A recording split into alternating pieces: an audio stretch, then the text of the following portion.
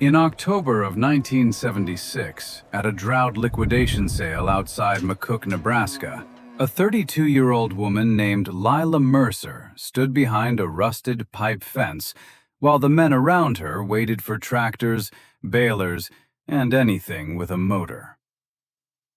Lila did not bid on a tractor. She did not bid on the baler. She did not bid on the corn head, the feed wagon, or the flatbed stacked with used gates. She bought 35 red and white-faced heifers that the auctioneer described as thin, uneven, some possibly bred, no papers, no guarantee, haul at buyer's risk. The way he said it made the cattle sound less like an offering and more like a warning. They had come off short grass after 2 bad summers. Their backs looked sharp. Their coats had that sunburned, dusty look cattle get when they have spent too much of the year asking poor pasture for more than it can give. One heifer kept her head low. Another had a swollen hock. 3 men looked over the pen, shook their heads, and walked away before the bidding even started. A feedlot buyer opened at $600 for the lot and quit at $750. Lila paid $970 for 35 head that half the crowd believed were not worth the diesel it would take to haul them home.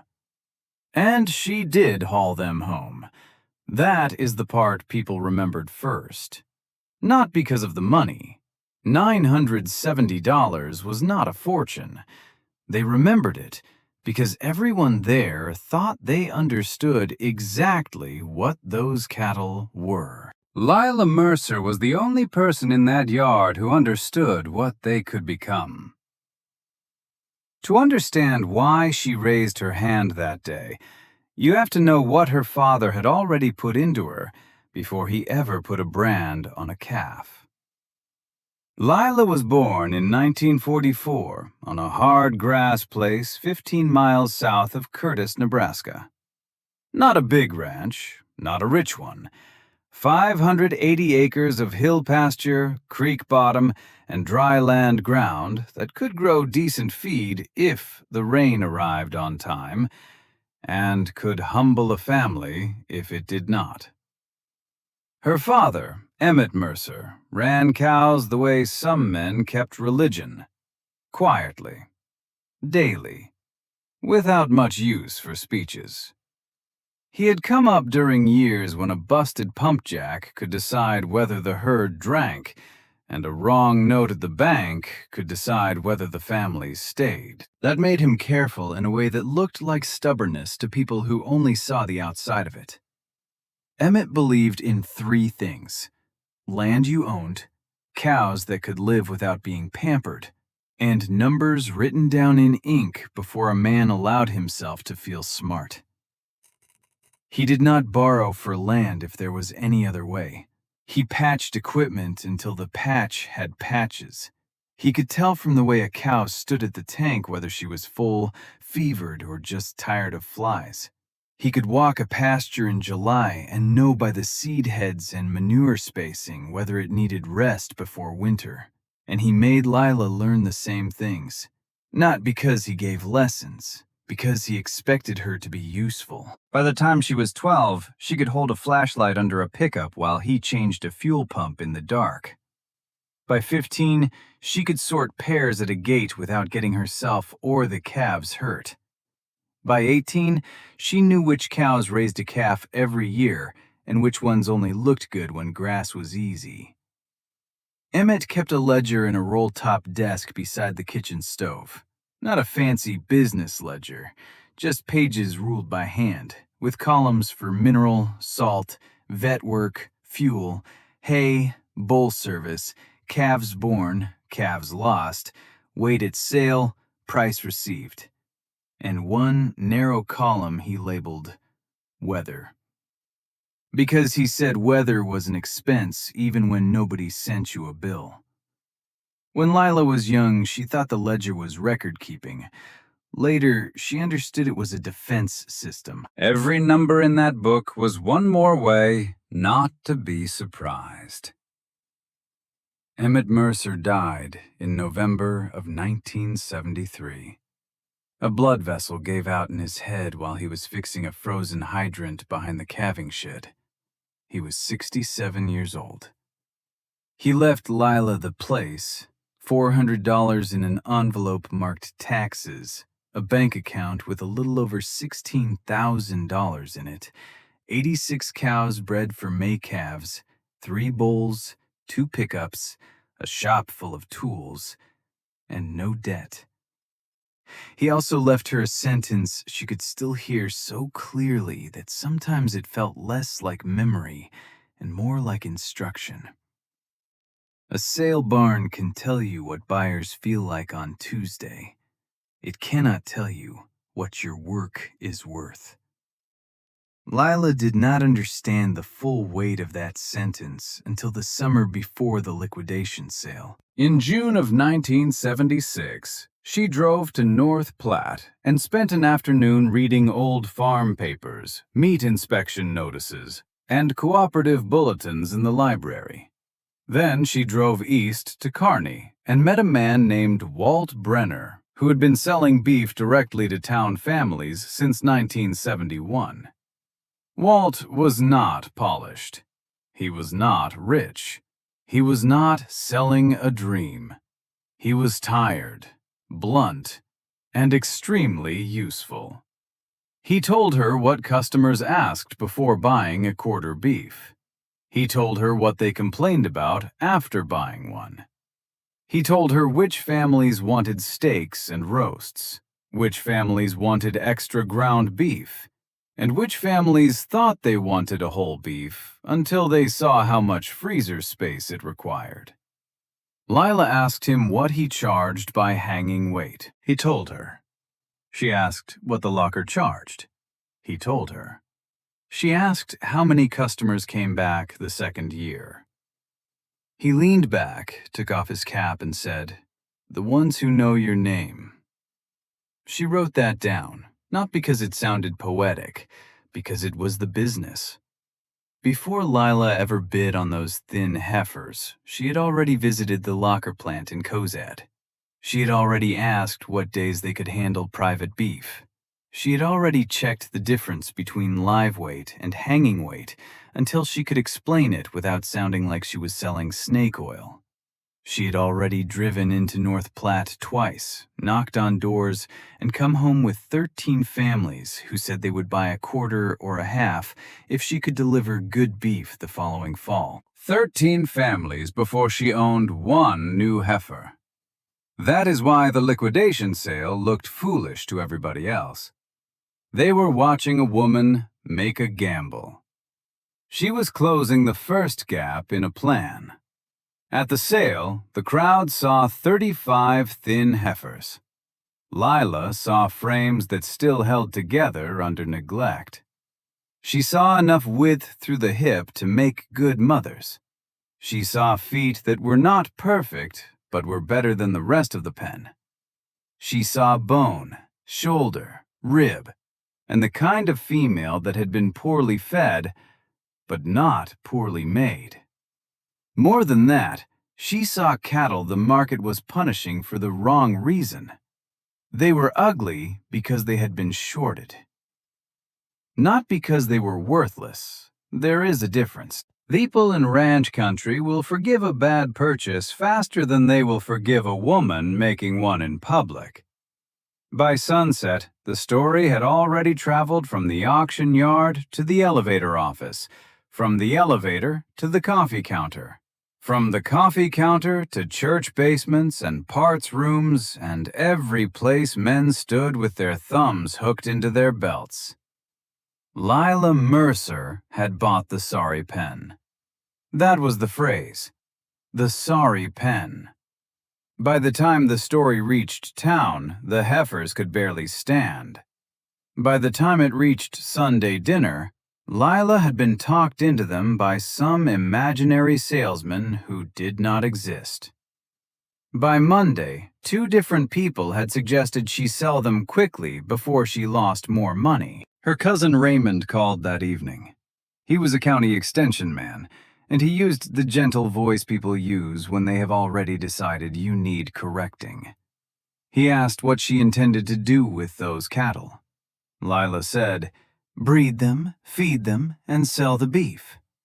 Raymond said, "That is what the sale barn is for." She said, "It is one way." He said, "It is the way people around here do it." She looked through the kitchen window at the dusk settling over her father's pens. Then she said, "People around here also borrow money for paint on tractors." Raymond did not laugh. Neither did she. She thanked him for calling, hung up, pulled on her boots, and went out to check the heifers. The first week was not romantic. It was work. She isolated the weakest animals in a small lot near the windbreak where she could watch them. She wormed them, checked feet, called the vet for the swollen hock, and put out mineral heavy enough to correct what the grass had not given them. She moved the rest onto a rested creek-bottom pasture that Emmett had always saved for the calves that needed a second chance.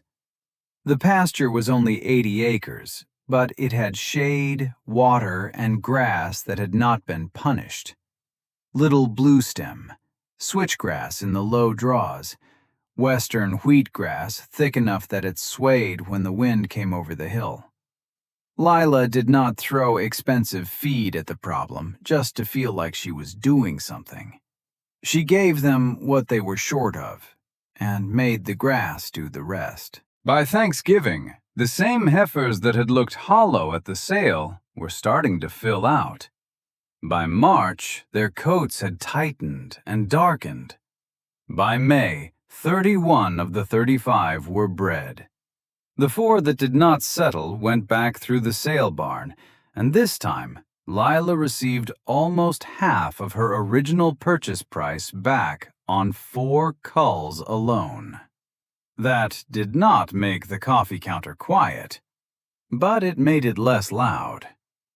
The first calves from the liquidation heifers hit the ground in the spring of 1977. 29 live calves from 31 bred females. Lila lost 1 calf in a sleet storm and another to a difficult birth.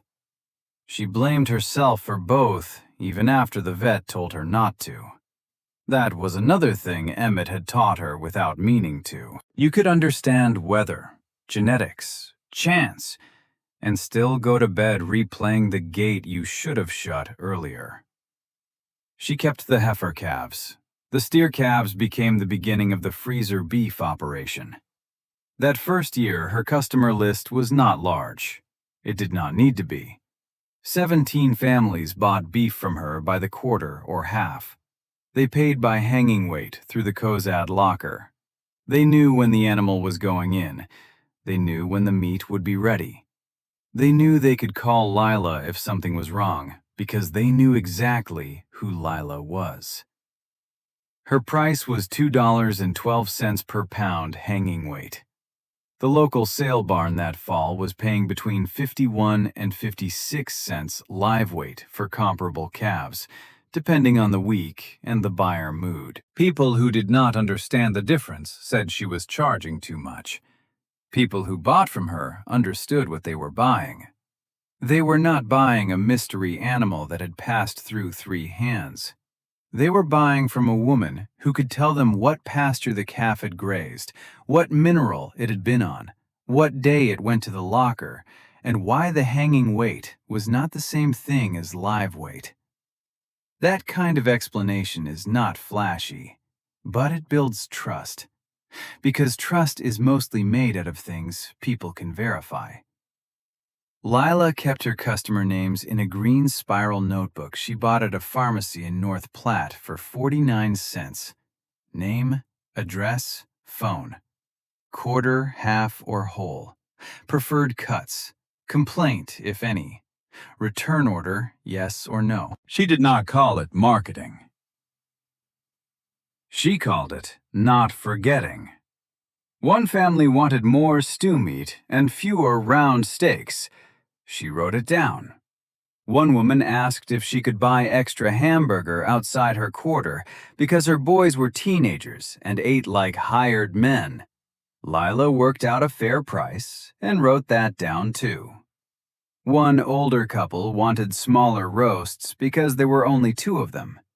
She asked the locker to cut smaller roasts. That was the whole magic. Listen, remember, deliver. By 1979, Lila had 42 regular families. By 1981, she had 58. She raised her price once by 11 cents per pound after the locker increased its charge and mineral went up. She mailed a 1-page letter explaining exactly why. 3 families did not reorder. 2 came back the next year. The 3rd sent her sister. The old story about the sorry pen did not disappear. It changed shape. At first, it had been proof that Lila did not know what she was doing. Then it became proof that maybe she had gotten lucky. Then, slowly, it became something more uncomfortable for the men who had laughed at it. It became evidence. Every fall, trailers pulled into her place to pick up freezer beef. Every August, town families started calling before she called them. Every year, the little green notebook filled another few pages. Every year, Lila put money away. Not a spectacular amount, $4,000 one year, almost $7,000 another. A little more after she expanded the herd. Money that did not go into new paint. Money that did not go into a larger tractor she did not need. Money that went into 2 accounts at 2 different banks because Emmett Mercer had believed a person should not keep every egg, dollar, or promise in one basket. By the time the farm economy began to buckle, Lila was not rich. She was something rarer. She was unborrowed. And in the early 1980s, unborrowed started to look very different from conservative. It started to look like armor. Interest rates climbed into numbers that made men stop smiling at the bank counter. Land values that had risen so fast people treated them like permanent weather began to fall. Operating notes renewed at rates families could not absorb. Equipment bought during the good years turned into a monthly reminder of a bet that had stopped working. The cruelty of that period was that it did not only punish fools, it punished good operators who had believed the same story everyone around them believed. Expand while land is rising. Borrow against equity. Buy the iron now because next year it will cost more.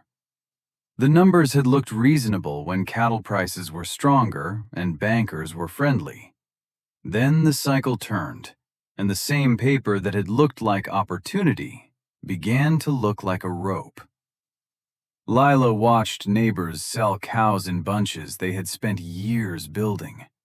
She watched combines go for less than the note against them.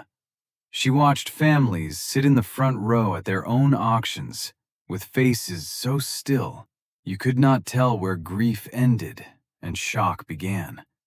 She did not enjoy any of it. There is no satisfaction in being right about a disaster that hurts people you know. But she understood it. Her father had never taught her that debt was evil.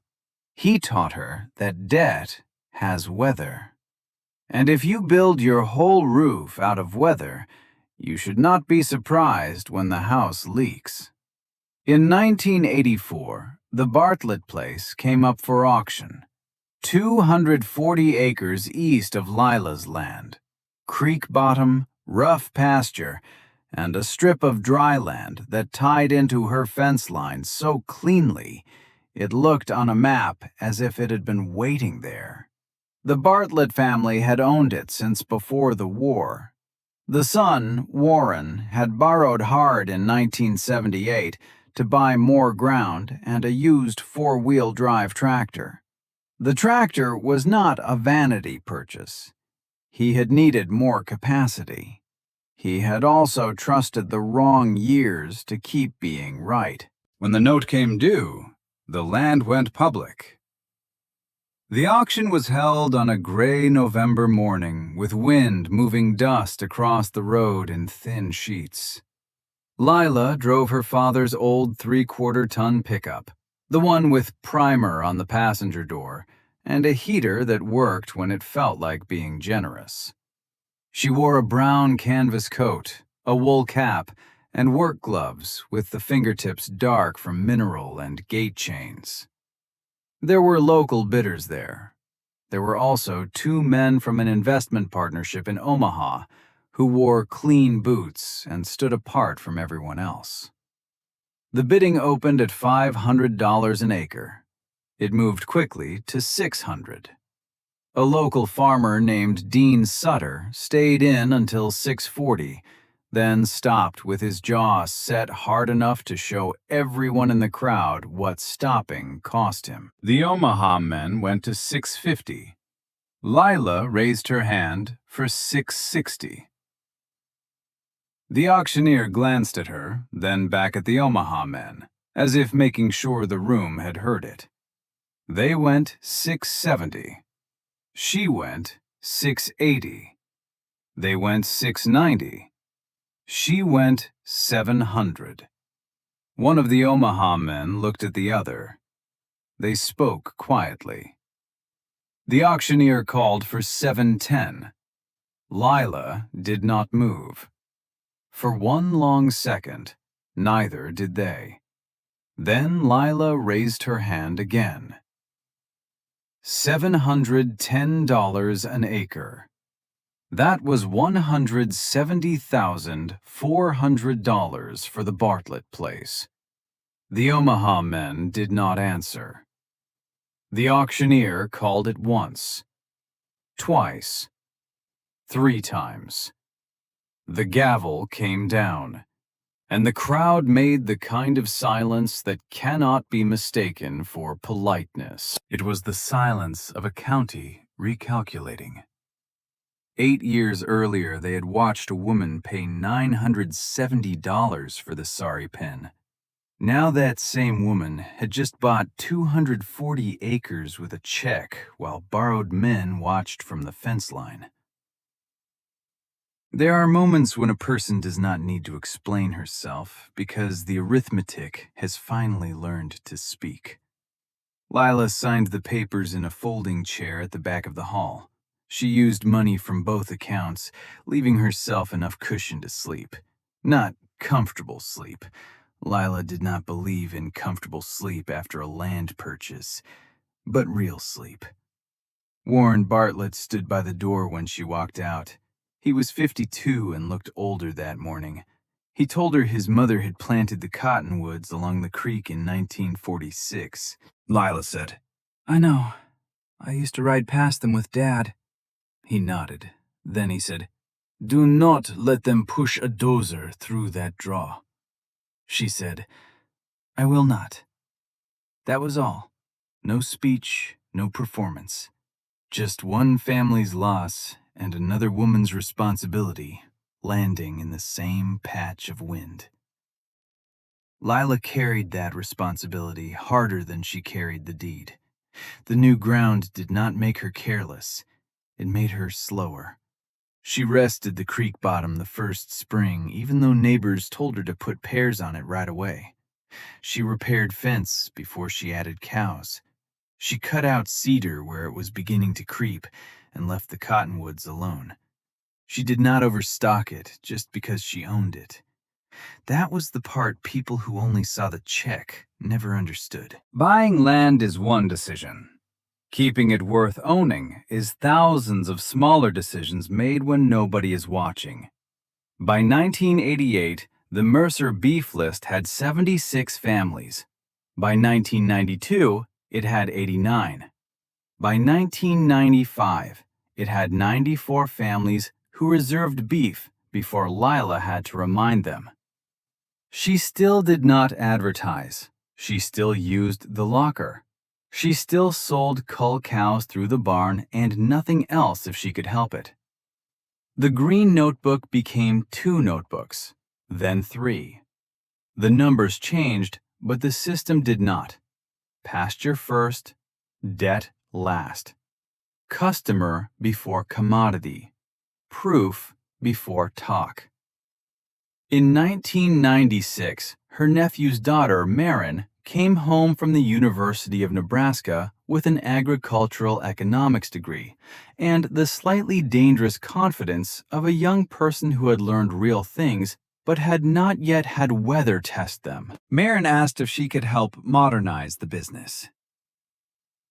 Lila handed her a fencing tool and told her to modernize the south line first. For 3 months, Marin worked cattle, rebuilt fence, rode along to the locker, and sat at the kitchen table at night while Lila opened the ledgers year by year. Not the summary, the real pages. The $970, the wormer, the mineral, the first locker bill, the 4 culls, the 11-cent price increase, the drought year, the customers who left, the customers who came back, the Bartlett auction, the cash balance afterward. The years that looked ordinary until Marin understood that ordinary was the achievement. One night, after 2 hours of ledgers, Marin said, "You built the whole thing so nobody could set the price except you." Lila closed the book. "No," she said. "I built it so the price had to answer to the work." That is not the same thing.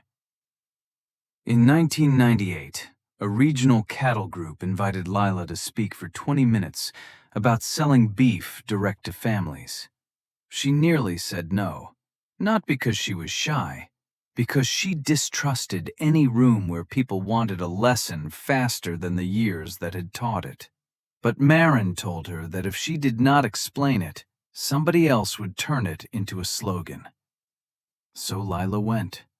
She wore a gray wool blazer she had owned since the early 1980s, black slacks, and the same plain watch she wore when she worked cattle. She stood at a small podium in a meeting room in Grand Island and looked out at producers, bankers, extension people, and a few young ranchers taking notes before she had said anything worth writing down. She did not tell them to quit the sale barn. She told them the sale barn was useful. Then she said, useful is not the same as final. She said the auction gives you a floor, and a floor is where you stand when there is nowhere lower to go. She said if the only person who knows your calf is worth more is you, then you have not built a market. You have built a grievance. She said a customer who calls in August for November beef is not buying a commodity. That customer is buying confidence they can trace. She said confidence has a price. Then she paused and looked down at the paper she had barely used. My father used to say the sale barn tells you what buyers feel like on Tuesday. It does not tell you what your work is worth. The room was quiet, not because it was a clever line, because too many people in that room had lived the difference. Lila told them she had started with 35 heifers nobody wanted and $970 she could have lost. She told them she did not make them valuable by wishing. She made them valuable with grass, records, customers, and time. She told them the first beef list had 17 families. She told them the current list had 94. She told them the same pasture system that had seemed too slow in the good years had kept paying in the bad ones. She did not say what the operation was worth. She did not have to. The people in that room knew land. They knew cattle. They knew what a paid-for place meant after the 80s. Raymond, the cousin who had called her after the liquidation sale, was in the back of the room, older now, quieter. He found her afterward near the coffee urn and held out his hand. He said, "I thought you were buying trouble." Lila shook his hand. Then she said, "I was." He looked at her, unsure whether to smile. She said, "I just knew what kind." That was the difference. Most people at that sale saw trouble and stopped there. Lila saw the kind of trouble that could be fed, bred, recorded, and turned into something a bank could not take with one bad renewal. She saw rough cattle and asked why they were rough. She saw a market and asked who controlled it. She saw land and asked whether owning it would make the system stronger or just make her feel bigger. That is why the story was never really about 35 heifers. The heifers were the visible part. The real story was the woman who knew a thing could look poor because the market had measured it too soon. A cow can be thin and still be built right. A pasture can look ordinary and still hold the whole operation together. A customer notebook can look like paper and still be stronger than a contract from a buyer who does not know your name. And a woman can stand in a sale yard full of men who think she has made a mistake and be the only person there reading the numbers correctly. $970. 35 unwanted heifers. 1 paid-for place. 240 acres bought when borrowed money was breaking better-known men. 94 families who called before winter because they trusted the beef and the woman behind it. Lila Mercer did not beat the market by being louder than it. She built something the market could not fully reach. They called it the sorry pen. She called it a beginning. And in the end, that was the difference between seeing what a thing costs and understanding what it can carry.